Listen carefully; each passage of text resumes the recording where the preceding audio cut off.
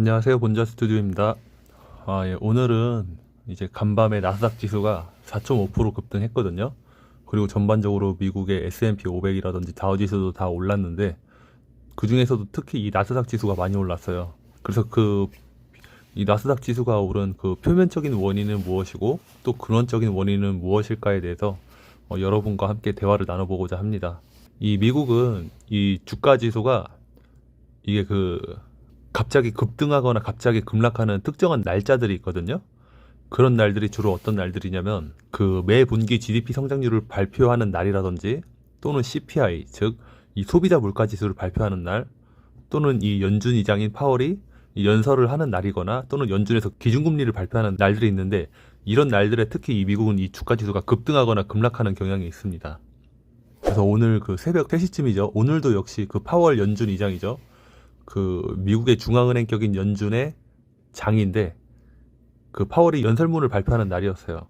근데 이 파월의 연설 내용을 이 시장이 긍정적으로 받아들인 거죠. 그렇기 때문에 4.5% 상승하지 않았나라는 생각이 드는데, 그럼 도대체 이 파월 연준 의장이 오늘 연설에서 무슨 얘기를 했는지 제가 알려드릴게요. 간단히 요약을 해드리자면요. 12월에는 기준금리를 0.5%만 올릴 가능성이 있고, 또 앞으로 물가는 앞으로도 더 내려갈 조짐이 보이긴 한다.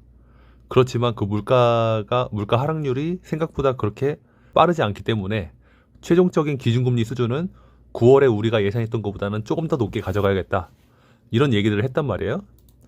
그러니까 이런 발언들이 이게 그렇게 막 비둘기파적인 그런 발언이 아니에요. 보다 완화적인 통화정책을 구사해야겠다라는 그런 발언이 아니에요. 그동안 이 연준의 인사들이 평균적으로 했던 그 어떤 매파적이고 강도 높은 그러한 발언에 비슷한 발언이란 말이야. 그런데도 불구하고 시장에서는 이 발언을 가지고 연준이 좀 더 완화적인 정책을 구사하려고 하나 보다 라고 판단을 했고, 그게 그래서 오늘 증시를 끌어올리지 않았나라는 생각이 드는 건데, 어쨌든 제가 지금까지 말씀을 드린 이런 부분들은요, 이거는 그 시장의 심리적인 요인이에요.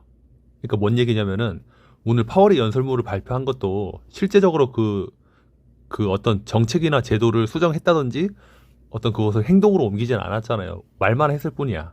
말만 했을 뿐인데 그 말에 따라서 그 시장의 심리가 오고 가는 거죠. 그러니까 저는 이거를 심리적인 요인이라고 표현을 하는 건데, 어쨌든 주가 지수의 향방을 결정하는 데는 이 심리적인 요인이랑 펀더멘털적 요인이 두 가지가 있거든요. 그리고 이 두 개가 서로 쌍방으로 영향을 주고받는 것도 물론 있어요. 물론 있긴 한데, 그래도 저는 일단 이 근원격인 그 경제 그 기초 체력이 탄탄하냐라는 어떤 그 펀더멘털적 요인이 더 중요하다고 보거든요. 그래서 결국에 이 시장의 심리도 펀더멘털이 좋으면은 결국 펀더멘털만 긍정적이라면 거기에 회귀할 수밖에 없다라고 보는데, 오늘 그러한 결과를 보여주지 않았나라는 생각이 드는 거죠. 왜냐면은 뭐 제가 가끔씩 그 영상을 찍어서 올리긴 했지만 미국이 펀더멘털이 좋단 말이에요. 이 한국의 경제 전문가들이나 그 다른 경제 전문가들이 생각하는 것처럼 미국은 지금 경기 침체가 아닙니다. 경기 침체가 아니고 앞으로도 지금까지는 경기 침체가 앞으로 나타날 만한 시그널도 보이지 않고요. 그럼 지금부터는 왜 미국 경기가 이렇게 침체로 보이지 않는지에 대해서 어떤 그 펀더멘털적인 요인들에 대해서 제가 하나하나 한번 열거를 해보겠습니다. 일단 첫 번째로는 그 최근에 미국이 그 소매 판매액을 발표한 날이 있었어요. 11월 17일인데 10월 소매 판매액을 갖다가 11월 17일에 발표를 한 거죠. 근데 무려 소매 판매액이 몇 퍼센트 증가했냐면요. 1.3% 증가했다고 합니다. 이게 8개월 만에 최대폭 증가라고 해요. 어마무시한 증가량이죠. 그러니까 한 달 기준으로 1.3%라는 거는 1년 12개월로 따지면 결과적으로 한 15% 정도 상승한 거거든요. 그래서 이게 되게 의미가 있다라는 부분인데, 그럼 왜 이렇게 소비가 많이 증가했느냐라고 하면은 일단은 미국 GDP의 70%는 소비가 차지합니다. 그러니까 미국은 소비로 먹고 사는 나라인데, 소비로 먹고 사는 나라에서 이렇게 소비가 많이 증가했다? 큰 의미가 있는 거죠.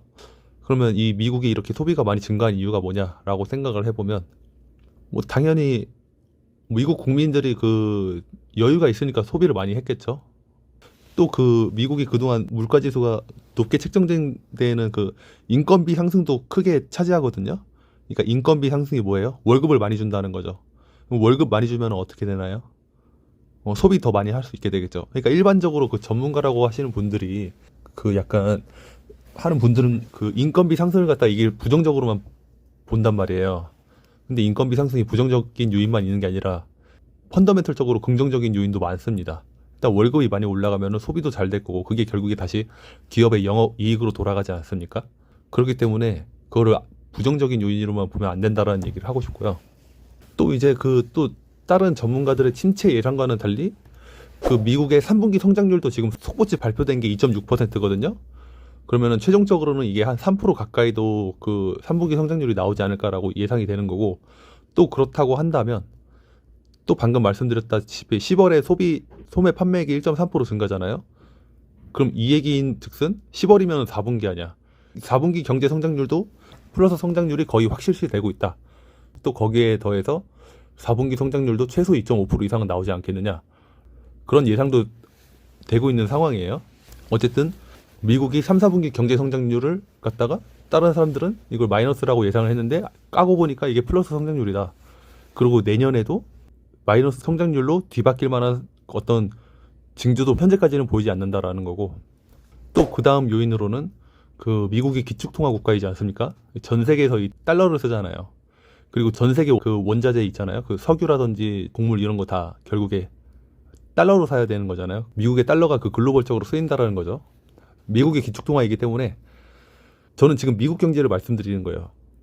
미국의 그러니까 경제가 그렇게 나쁘지 않습니다. 미국 경제는 나쁘지 않은데 근데 상대적으로 다른 신흥국들은 경제가 나빠지고 있거든요.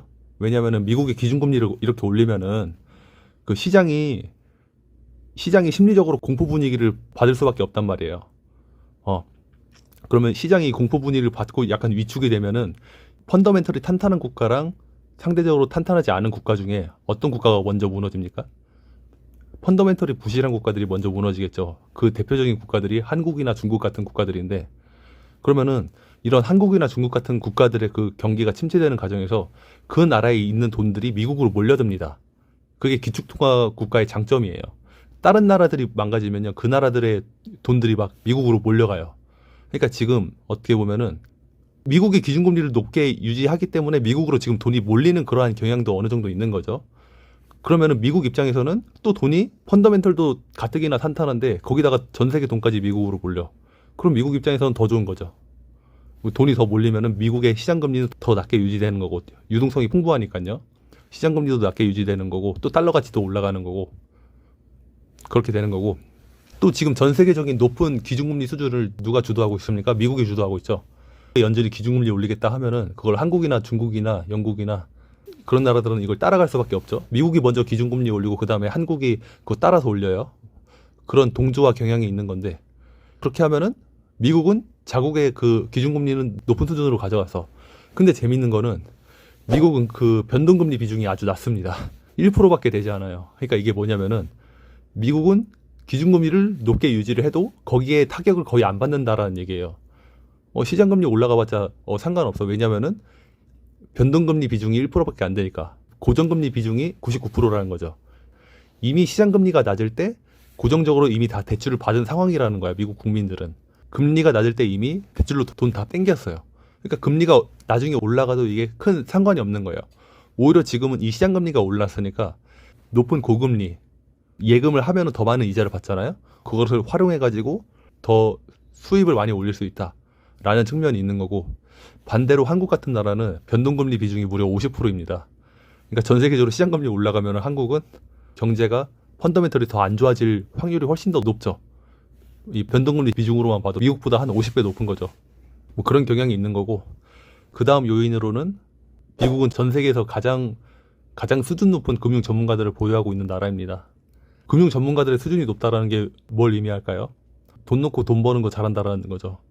그러니까 이 사람들은 어떤 나라의 위기도 활용할 수 있고, 자국의 어떤 이 시장의 심리도 훨씬 더 돈이 많으면 많을수록 어떤 그 주도권을 가지기 쉽잖아요. 이 시장의 분위기를 휘어잡을 만한 그 주도권 잡기에도 용이하고, 또 이 사람들의 그 금융 수준 역시도 엄청 높고, 거기다가 그 연준이라는 중앙은행인 연준이 또 미국 거고 하니까 이런 여러 가지 측면에서 금융적인 부분에서도 또 미국이란 나라는 부가가치를 훨씬 더 많이 얻어갈 수 있는 나라라는 거죠.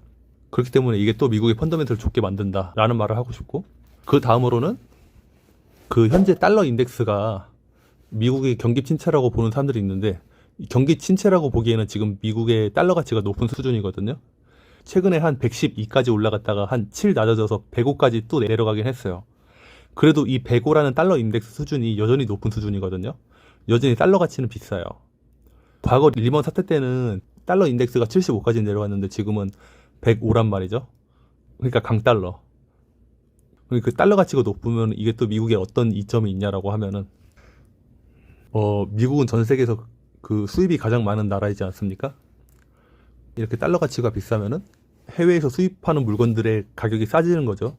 미국의 수입 기업들은 거기에 어떤 수혜를 입는 거고, 또 그게 또 다시 미국의 가게들의 전가가 되는 거고, 그 수혜들이 뭐 그런 측면에서도 미국 경제에는 긍정적인 요인으로 작용을 한다 라는 얘기를 드리고 싶고, 네, 그래서 이제 결론을 말씀드리자면은 앞으로도 이 4분기, 올해 4분기 그리고 내년 1분기에도 이 미국 경제가 현재까지는 그 침체가 올 만한 시그널은 아직까지는 보이지 않는다.